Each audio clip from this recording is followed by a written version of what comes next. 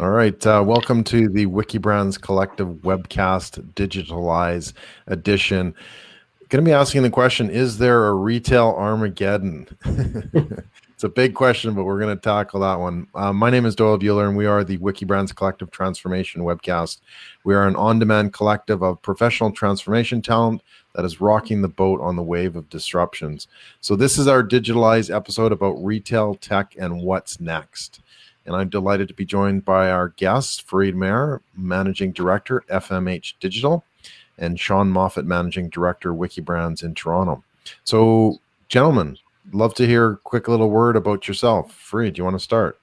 Yeah, I'm a technology consultant. I work with primarily with retailers. I do audits, I do digital strategies and RFPs and product selections. And I've been attending a number of different retail technology shows in the recent months, from ShopDoc in Vegas and NRF in New York and the Paris Retail Week. So Sean thought it was a good idea for me to kind of share what I heard. So that's what I'm here for. Yeah, fantastic. Cool. And Sean? Yeah, I'm more a generalist when it comes to this discussion. I like to get the best of breed people involved. So that's why we called Farid in from the retail bullpen to tell us about his journey. But I'm managing director for Wikibrands. We're an on-demand collective of transformation and future-proofing talent. And certainly over the last, I'd say 3 or 4 months, we've been heavily focused on Digitalize. I think as much as we can talk a good game, a lot of times, whether or not you're good at transformation and innovation and business model improvement, is making sure technology can work inside companies and industries. And that's what we're talking about today. Absolutely. And making sure that you can actually say digitalize 5 times really quickly. Yeah. And know what it means. Yeah, exactly. And as I mentioned, I'm Doyle Buehler, based out of Australia, and I run a strategic consultancy department of digital and digital transformation. All right, so let's get started. We're discussing retail, tech, and what's next. So can I start with the big one, Farid? Retail Armageddon. Is it coming or not? Yeah, no, it's funny. It's a year ago, it was all about retail's dead, and now, from what I can gather, is retail is very much present. Every online retailer wants to open either a pop-up store or a new store or some store format, from Amazon to Essence in Montreal and a bunch of others. But there is definitely like this message that's being delivered by the established retailers. I'm thinking of the Gap, for example, who, they closed, I think, 250 stores. Let me just look at my notes. Yeah, I think that's about it. They closed 250 stores a week before the CEO came on stage at ShopDoc to say, hey, we're good, right? So he came on stage and he said, I'm closing 250 stores because they're either not in the right place or not the right format. And then he went on to say, we've been there for one store format in the back of this shopping mall, and we deployed like 3,000 of them, right? And it used to work great in 1972, but now it's not it anymore. And they're actually trying out like 10 or 12 different store formats. So that's what's happening. It's not that the stores are not, good, but you got to have a reason to have a store.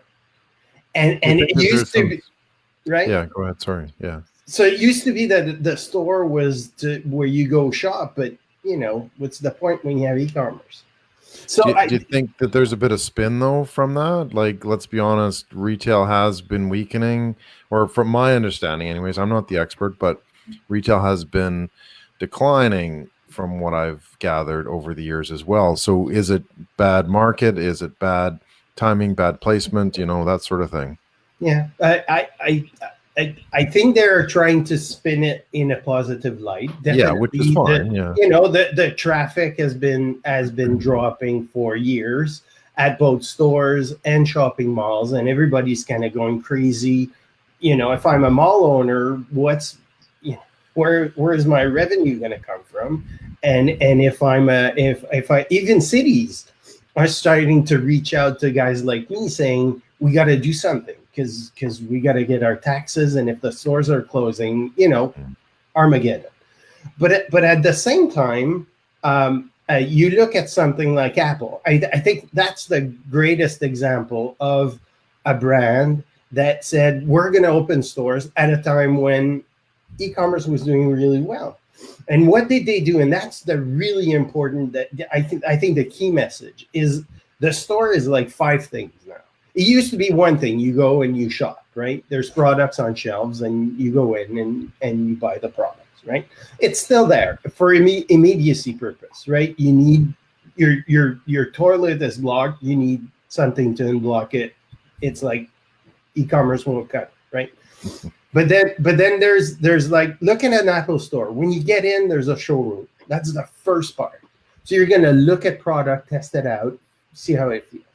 The second part of the Apple store is this education area. So you go in there, you get a class, you get something like that. And then in the back, there's the Genius Bar where you go get service. And then what I'm hearing more and more is that there's also an entertainment component of the new store experience type of thing, right? Where you go and there's a cafe and you can go and there's a jazz band and there's whatever.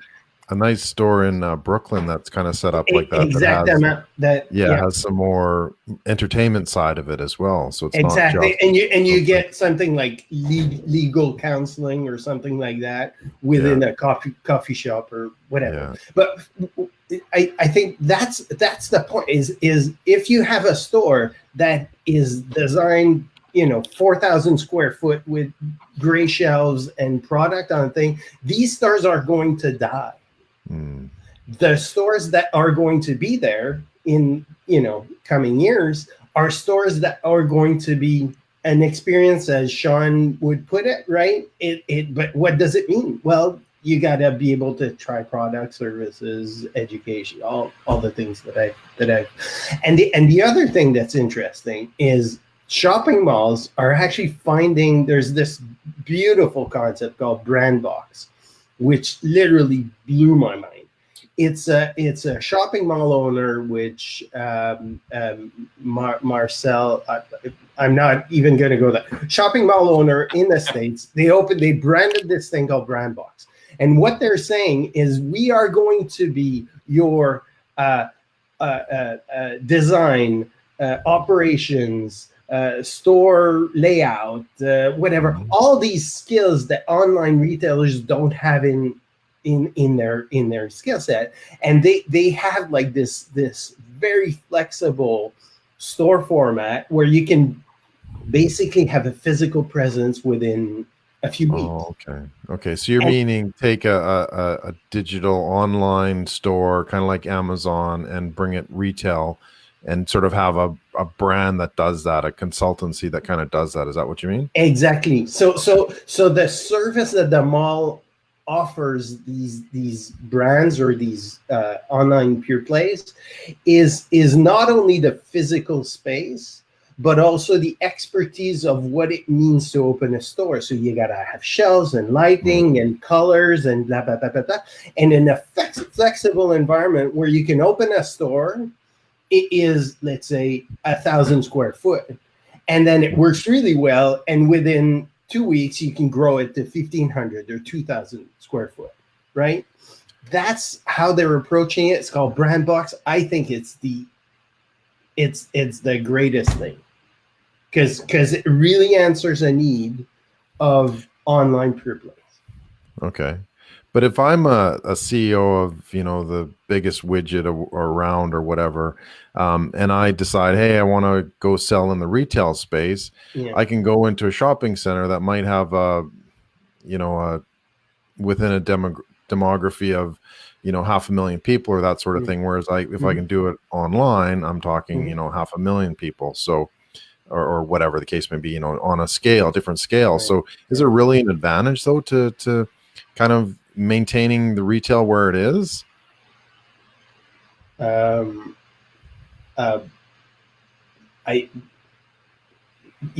would Amazon buy Whole Foods?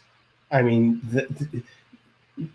But that's on Because- scale, right? That's already on scale. They buy it because they already have however many hundreds of shops around the US type thing. No, okay, but why do why are they trying to get a physical presence? The physical presence is probably for two things. One is showrooming products and being able to, interact with your customers, get service advice, all that thing, and then get the micro fulfillment aspect. So you want, if you want to offer a 1 hour, 2 hour, 4 hour delivery without it costing an arm and a leg, then you need like this proximity to your customers. And so if you're able to kind of merge the two, it kind of makes sense, right?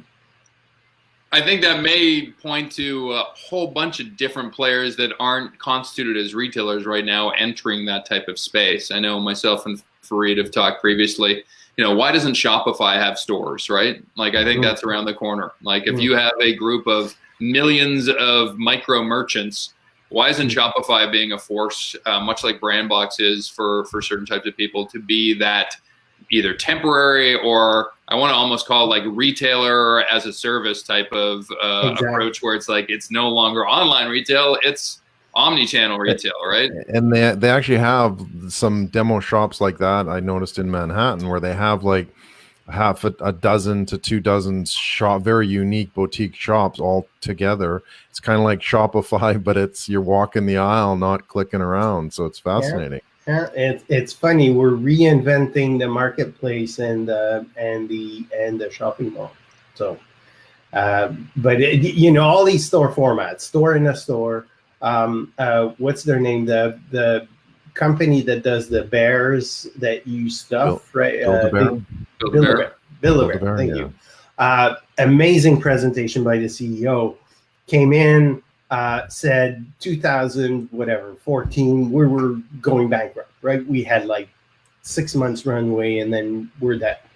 And we started to look at our stores and look at where they're placed and how they're doing. And now they're opening stores on boats, cruise lines. They're opening stores in Universal, whatever, because they realized that they needed to place their stores where, their typical customers were, which were tourists and blah, blah, blah. So, and they, here again, they have like 13 different store formats, and they're kind of going to where the customers are, where the people are hanging out. And they're making their presence valuable. So and again, in New York, I think it makes perfect sense. You have all this foot traffic, and you're this small brand that has limited visibility. Growing your visibility online is really difficult because the offer is so large. So if you can be in one place, kind of showroom your products, then you get that first interaction, first buy, and then people kind of do their ongoing shopping online. I don't know. To me, it makes sense. Not that it's easy, and not that there's not going to be like 50% of the retailers that are going to die in the next 10 years. That's a given, right? But I'm not even talking to those, right? Because to me, they're dead already. It's the other half that are going to, in the next 5 years, half of the rental space is going to be up for renewal. What are they going to do, right? Are they going to renew at the same place? Are they going to renew with the same square footage, et cetera, et cetera? Yeah, I mean, it's really out of, you're looking at an industry where out of crisis comes opportunity, right? Like, I don't think any of us would say, retail, that's where I want to plow all my investments in because I see a very predictable future. But if I look at, various iterations of industries, be it automobile, maybe 30 or 40 years ago, if I look at computer hardware and electronics 20 years ago, where Dell came in and said we could do it a different way, I think retail's in that phase right now where, the landscape's going to look quite different. I think shopping malls, if we take kind of different channels, I think shopping malls, there's some real open questions in terms of, well, damn, they probably have one of the toughest jobs going. Like, they have to bring people to them. They have to have 300 different disparate stores, create this unified experience called the shopping mall experience, and people tend not to like it. And so, how do we use technology? How do we use temporary type of retail things that create excitement? How do we create, to Farid, you almost said it half-heartedly, but how do we create that experience for people that they want to shop? And so, yeah, but I do think, I looked at business models and exciting business models of the future the other day, and I probably tumbled up to about 50 to 60 of them. And I would say 40% of them have a real juicy place in retail. You can point to that retailer and that retailer trying something out with that type of business model. So it's in the weird and wonderful new business model that I think retail may find its salvation. Yeah. Absolutely. But and again, my expertise is more on the, it's not on creating the experience per se, which is more of your field, Sean.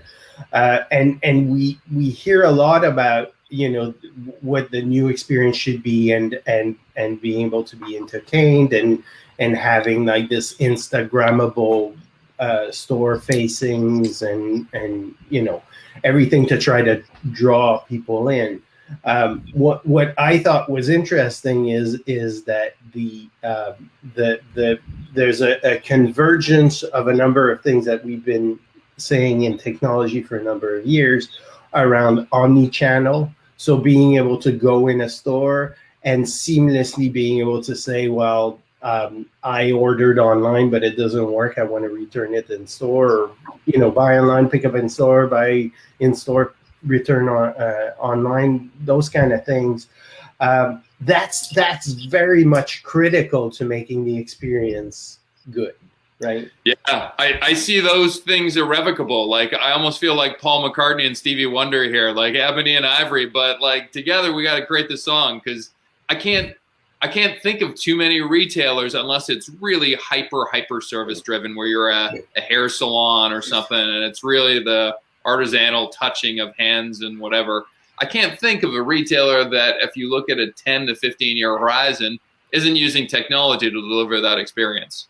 I mean, if you're 25 years old, you tell me you're not walking into a retailer with a high standard of, okay, show me how this product on shelf is going to do a visual search of what I love in my wardrobe back home with what Instagram shows is my preferred picture collection, and AI is going to predict exactly that product in store that I should get, right? Yeah. We can do that now. It's just a question of, will retailers invest the time and energy? Exactly. And there's also the question too of will consumers take that up as well? Like, will they actually embrace that change? Because I've seen a lot of sort of, maybe they're not tryhards, but they're obviously trying to connect more of an experience with technology in the storefront, or not storefront, the shop. But they're kind of really trying too hard, I think, in terms of, okay, well, we need to do an AR experience, we need to do, an interactive social media experience and that sort of thing. Are people ready for that? I don't know. Are we kind of slow to getting things going, and is the technology too far ahead of retail in that regard, from the consumer perspective? Yeah. Definitely the big trend is to hide technology. It's not to make it front and forward. So when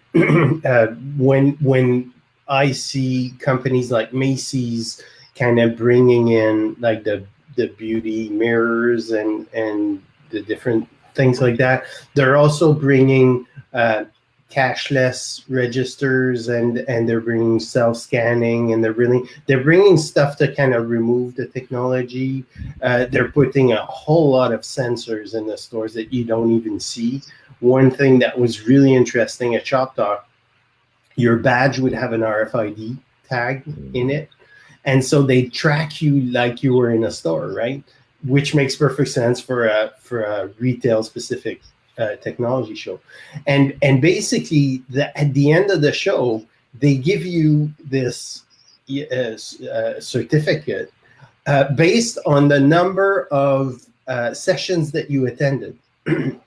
So that kind of data is pervasive, and the sensors are everywhere, and we're using that. And then they derive a shitload of metrics about who attended which session and how long they stayed and what was the profile of the audience and all that. So they're applying it to conferences, right? Stuff that we're actually doing in the store. But we're hiding all that. I think you look at the stores, you look at the layouts that they propose to you.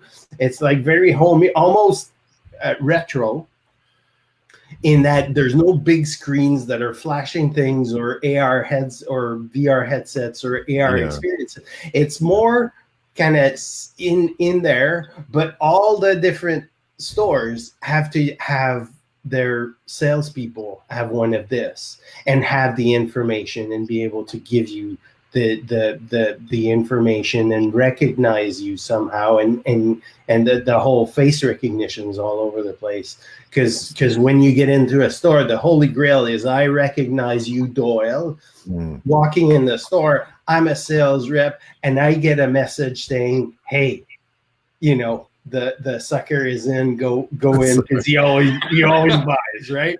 Or conversely, there's a big fish. Let's get that. You were sounding like the horrible Hollywood retailer here, Farid. Oh my lord! I carry all of these misconceptions in my head. It's amazing. I was just wondering, with the RFID on the tags, I would probably get the certificate for being at the bar the longest. I love what you just said, though, Farid. Like, technology in retail and probably a lot of industries is hidden, right? Like, you are not seeing it. And I think too many times it's like the Rebecca Minkoff kind of flagship store where everybody goes because they want to see the tech, and that's kind of novelty. But if I look at it, one of the key drivers of all of this from a consumer standpoint is personalization, right? I just saw McDonald's yesterday paid a small fortune to a company called Dynamic Yield to make their drive-thrus customized. So we look about it. McDonald's, pretty smart company. They don't really do things that ambitious until they know they're going to work. I would put my lot in anybody that is using technology to personalize. So to your really bad example where we know all of Doyle's habits online, on a good way, it's like, oh my God, like, how many times do I walk into a store and I totally want to resist any type of retail staff interaction because I know they're not informed, they don't know who I am.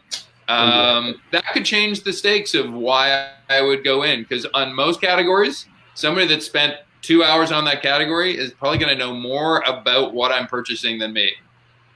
Yeah. Right. Yeah, so the question, can I help you, has a much deeper meaning, because we actually know exactly what you're looking at and how many times you've seen it online. and moreover, I think, Doyle, as you said earlier, why would I bother still having a store, right? And opening a store is because you can do that. You can you can have that personal interaction, and you expect that when you go in a store in today, but 5 years from now, 10 years from now, the interaction is more important than the actual shopping, because the shopping you'll do online. So the retail staff, because they're difficult to recruit, because there's like this minimum wage pressure, right? Because it's difficult to find, there's huge turnover. You hear it over and over and over again. Your retail staff has to be useful. They have to be knowledgeable. They have to basically earn their pay. And that was kind of under the radar a little bit, but everybody was kind of saying, well, I gotta give my sales staff these things, because otherwise what are they going to do? Why am I gonna pay them $15, $20, $25 an hour for?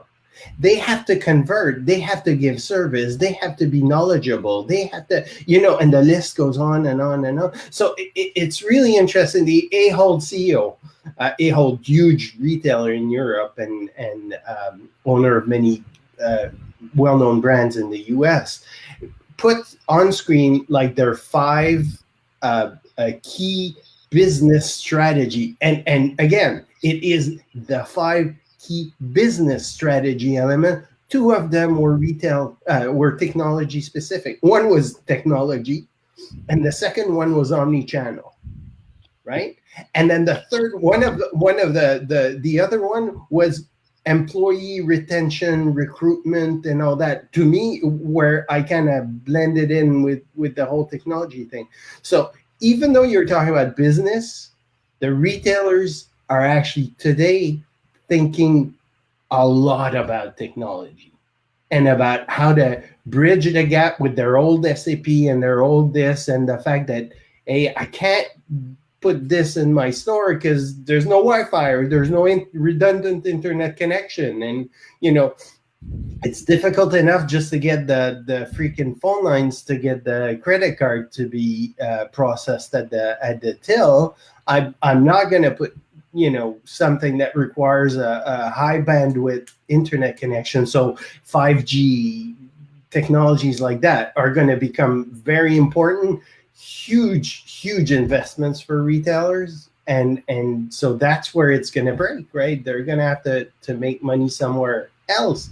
And all the different retailers that came on stage, and I wrote this, I was like live tweeting during Shop Talk because I said might as well, and so I kind of tweeted like 250 tweets over 3 days, and one of them was, hey, do you only high margin luxury goods companies or brands or retailers able to do all these personalization, omni-channel, AI? Because all you were hearing was, Burberry and high priced items with 90% margins. And when you look at grocery and other low margin product, you're kind of going, are they going to be able to afford the thing? Because it's pretty expensive.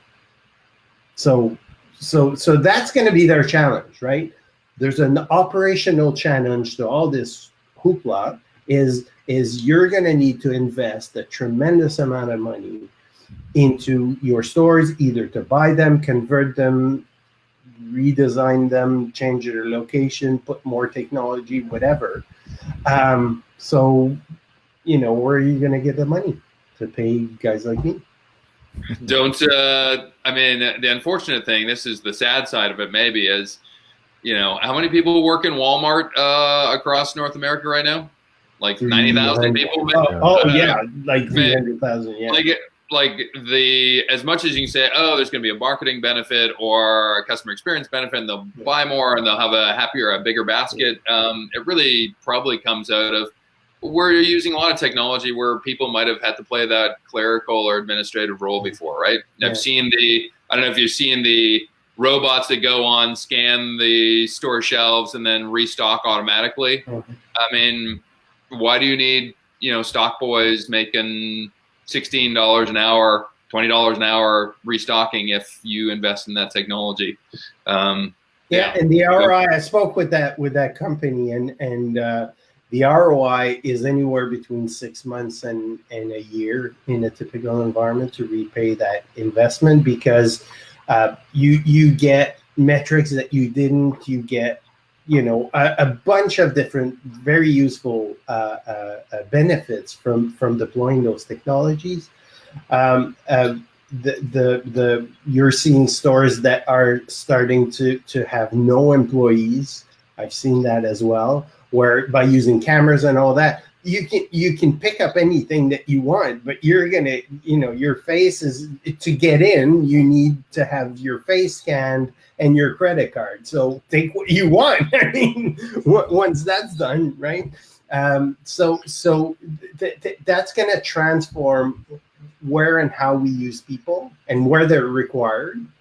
But at the same time, there's this company that offers crowds sourcing for delivery. So people kind of show up with this Amazon app and they register and they go deliver Amazon orders at home. Instacart does grocery shopping. So that until we get to a point where we have robots that can do the pick pack and autonomous vehicles that can do the delivery, which is going to take, probably 5-10 years to be realistic. I mean, trials are underway. So, and in Canada, it's probably going to take another 5 years until global warming, makes winter irrelevant. Or just come to Australia. Yeah, exactly. So, but I mean, there are serious short and midterm opportunities or changes, but it's not going to be a tidal wave where there will be no more work for Walmart employees or Amazon employees or whatever. It is going to be impacting them, but at a different pace. And there's still, I mean, someone has to deliver your freaking order at some point in time, right? So is that where we're really headed, to those sort of Amazon proof of concept stores where there is no customer service? You do walk in, scans your face and your wallet kind of thing beforehand. And I think the store, a very niche area. Yeah, the store staff is going to remain, because you're probably going to want to talk to someone. If you go in a store, what's the reason? Right? I go back to the initial motivation. What's your motivation to go into a store?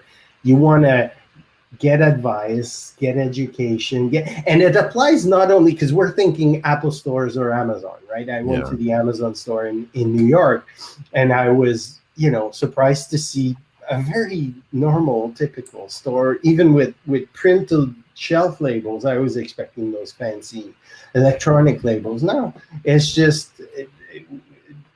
printed shelf labels. So there's still that need for, I want to see the thing, I want to talk to someone, but the person I'm talking to needs to know their products and their service and be nice and be available and know my order history and the fact that I have this Pixel 2 XL and not have to ask me what it is and when I bought it and where I bought it and all those things. It's online, and they should know.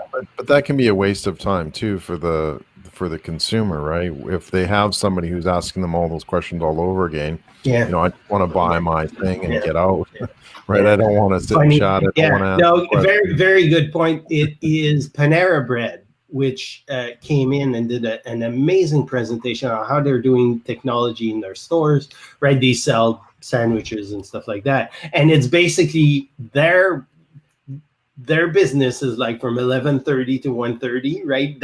That's where everybody comes in. The rest of the time, the store's empty.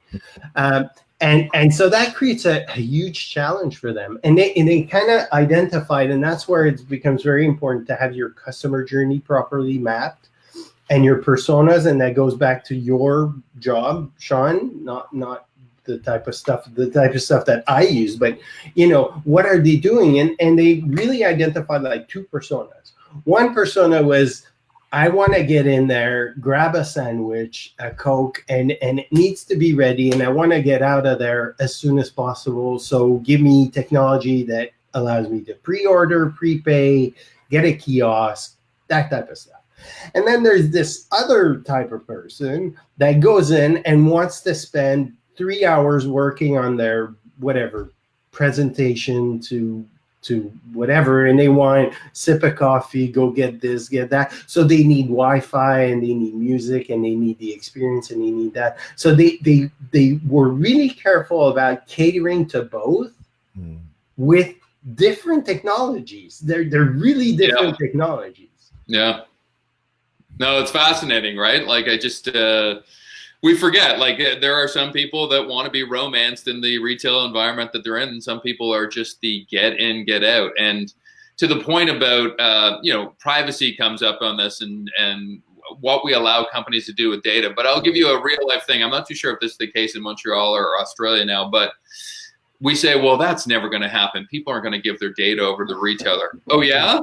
Guess how many retail transactions I have that almost at a whim, they say, "Oh, and what's your postal code?" Or "You're not in our system." And even though I know where this is going, I begrudgingly go through it, as opposed to, assume the disappointing alternative where I look like maybe a jerk to them, right? Yeah. I'll give it over. Will I give something over for a 20% discount? Maybe not me, but I would say somebody says, "You know what? I'd love to have your credit card and your social profile, and I got this thing that's going to make your experience better, and I'm going to give you a 20% discount on the first time using it." 50% of us are in tomorrow. Where you scan your loyalty card. Yeah. Or even worse, face recognition, right? Who would, everybody's freaking out about China doing face recognition and all that, but Apple gave you a really good use case. I unlock your phone by looking at your face, and everybody's jumping on board. This company called Face First Inc., which I saw it again at Shop Talk, says they can recognize 300 million people with 99.8% accuracy.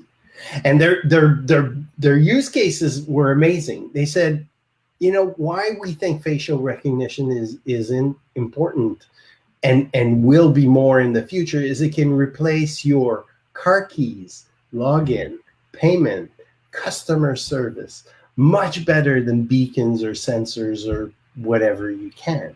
So again, if a retailer tells me, "I'll keep your face somewhere safe in my database,"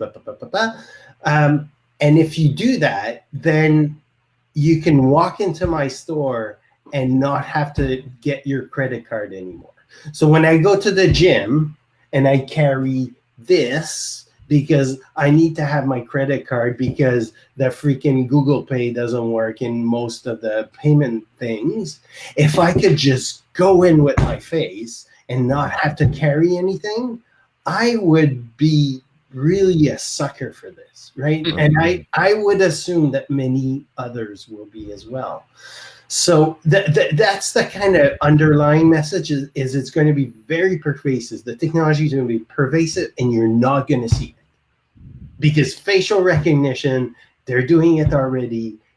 They have the cameras. They're doing it in the streets and all that. Shopping malls are doing this. In Quebec City, Ivanhoe Cambridge is doing a test. They're doing facial recognition. Why? Because they want to gather the data to be able to help their retailers say, this is our demographic that's coming into our shopping mall. This is when they come in. It's not who yet, right? They're not doing the personal, I recognize Farid or Doyle or Sean, but I recognize, they're going to look at me and say a 35-year-old male, and they're going to be completely out in the dark. But they're going to be able to say there's this 53-year-old male. He looks happy or unhappy or fit or unfit or whatever. They're going to white or black or Asian or whatever, and they're going to draw this very detailed a database of information, and that's what the shopping mall and the city is going to provide the retailers, right? And so you're this small little brand that's trying to build earrings, and you're all, and you're making, I don't know, $1 million online, and then you're saying, how do I grow this? Well, I want to be where people shop and where people hang out.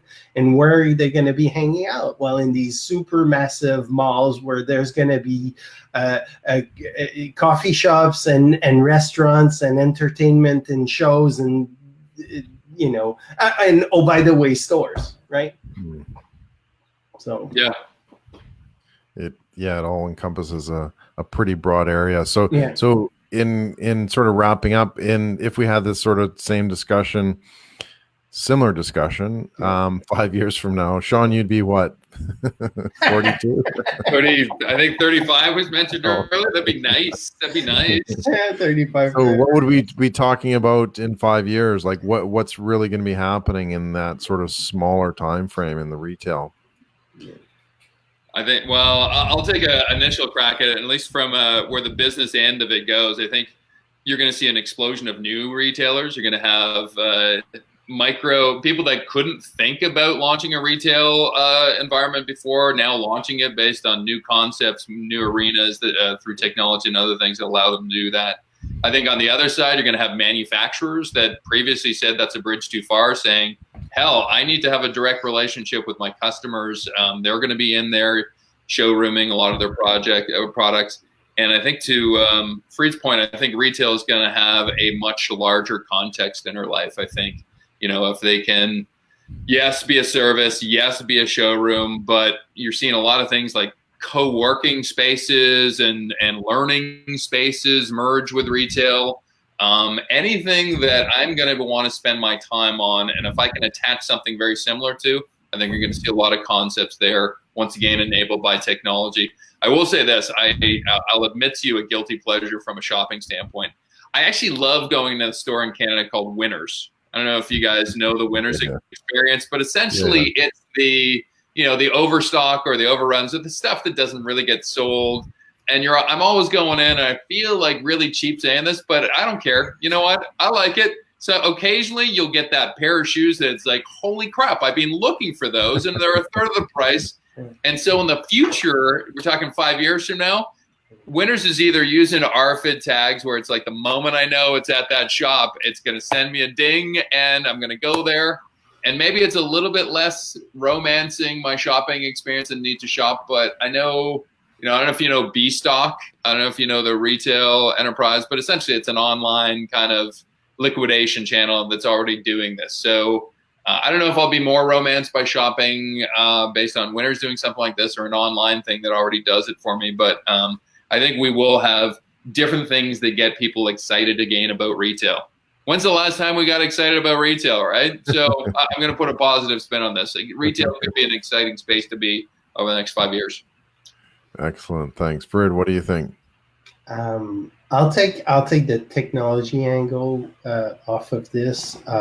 Unfortunately, it'll be more negative, I think, than yours. So the Armageddon is coming then. No, that's not what I meant. But the established retailers are going to struggle in the coming years, and 5 years from now, they're really going to feel the pain of underinvestment, or what we call technology debt.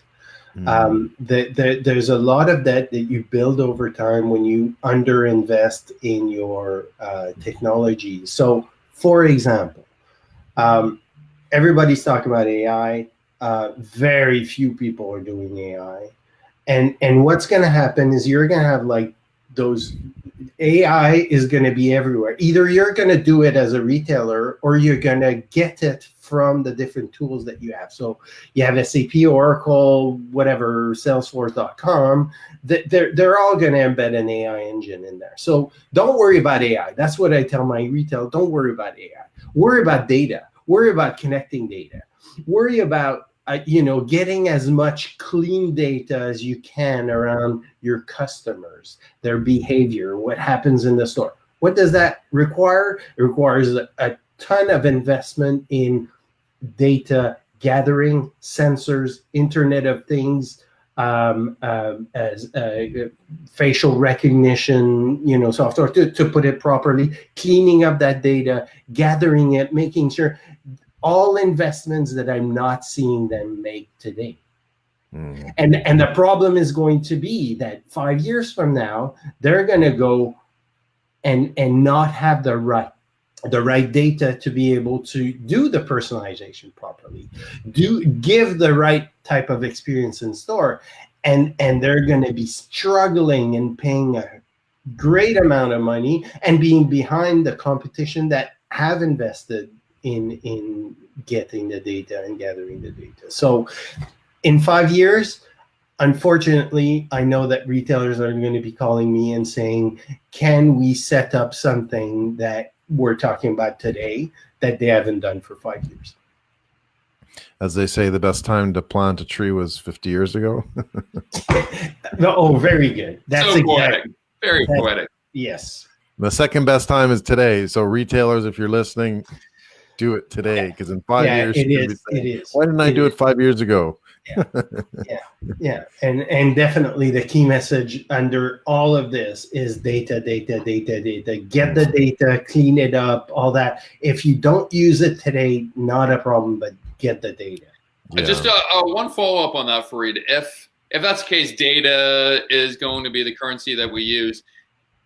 Does that mean you have to be big as a retailer? Because in the future, it's like, well, if I can kind of have tentacles all over your data, then, you know, if I'm a Google, if I'm even a big retailer that maybe sells a whole bunch of product lines, maybe I'll be able to make something of that data. If I'm a small little jewelry store that only has a sliver of your life, can I use that to my benefit? Question. Very good point. So you need to gather it as much as you can, even if you're a small shop or small retailer. You need to get that data, and you need to cater to it, because those are your customers, right? And they give you an insight as to what people are buying. At the same time, get ready to start to buy this data from the big boys, Google and Facebook and MasterCard and Visa and Apple and Orbital Insight. Can I just add this thing? Orbital Insights. They're using satellite imagery, and they're doing visual recognition, and they're counting cars in the parking lots, and they're actually predicting the stock price dives or uplift for retailers, because they're actually looking at the number of cars that are in the parking lot and giving you a result in a day, a week, instead of months or years. They're doing that with cell phone tower data. They're doing that with cameras on the streets. They're starting to get that data. So there will be outlets out there that will happily sell you that information, but you're gonna have to pay for it if you don't gather it yourself. Wow, sounds scary. Impressive. No, but that's the world we live in. So, you know. Cool. Yeah. So is Facebook going to open up a retail store? Oh, they probably should, eh? I don't know. If for no other reason than have like really nice people in the store that look like, oh, Facebook's a nice company again, right? Yeah, there you go. Well, I heard they're getting into the Bitcoin market as well. But anyway, that's for another episode. Yeah. What's the best way to get in touch with you, Farid? We had some amazing discussion. I'm sure there's going to be people wanting to talk with you. So email is farid@mheir.com. I think I'm still easy to reach. I'm in Montreal, but I can travel. My visa's up to, and my passport is up to date. And I'm on Twitter, and I do a blog, so you can kind of follow me through that. But definitely, if you in the thing, if you put the email, it's the best way. Fantastic. And Sean, we know how to get in touch with you. Wiki-brands.com, and we will be launching our Digitalize kind of workshop and labs and sprints. And so this obviously being a part of it as well. We're cutting it down by industry, by types of technology, and by types of functions that you may play in a company. Excellent. And to build on that, I'm putting together a digital retail ebook that with Sean and others I will be releasing, so that you'll know more in the coming weeks. Fantastic. But if you kind of want that right now, get in touch with me. Okay. Yeah, for sure. Excellent. All right. Well, thank you so much, Farid. Thank Doyle. you, Sean.